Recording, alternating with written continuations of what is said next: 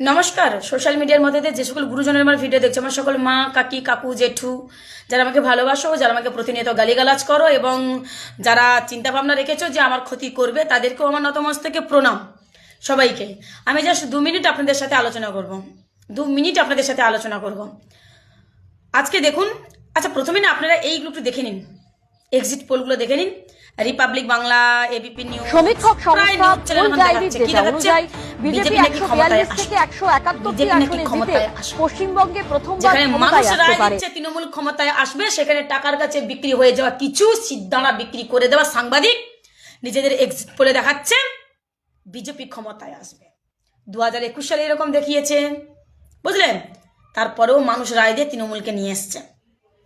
এবার আপনারাই ভাবুন।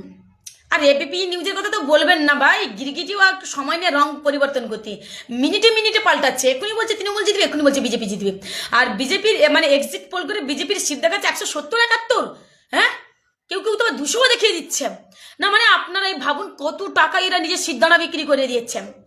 আজকে যে নিউজ চ্যানেলগুলো, তাহলে আজকে ভাবুন বিজেপির ইডি, সিবিআই, এনআইএ, অর্থমন্ত্রী, রাষ্ট্রপতি, স্বরাষ্ট্রমন্ত্রী, উপরাষ্ট্রপতি, নির্বাচন কমিশনার, তারপরে ইনকাম ট্যাক্স, মানে পুরো কেন্দ্রীয় ক্যাবিনেটের হাতে যা যা দায়িত্ব রয়েছে সব কিছু প্রয়োগ করেছে বাংলার ক্ষেত্রে একটা নারীকে হারানোর জন্য। একটা নারীকে হারানোর জন্য ভারতবর্ষের প্রধানমন্ত্রী বাংলায় এসে পড়ে রয়েছে 15 দিন হ্যাংলার মতো। এর থেকে আর খারাপ কি হতে পারে? জানি না তৃণমূল কংগ্রেস জিতবে না হারবে, তবে যাই হোক, এক নারী একটা দেশের প্রধানমন্ত্রীকে টেনে নিয়ে এসে 15 দিন বাংলায় রেখেছে। এতেই আমরা খুব খুশি যে বাংলার একটা নারী দেশের প্রধানমন্ত্রীকে টেনে নিয়ে এসে বাংলায় বসিয়ে রেখেছে 15 দিন ধরে।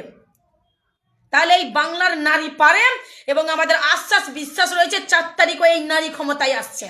যতই এক্সিট পোল দেখাও,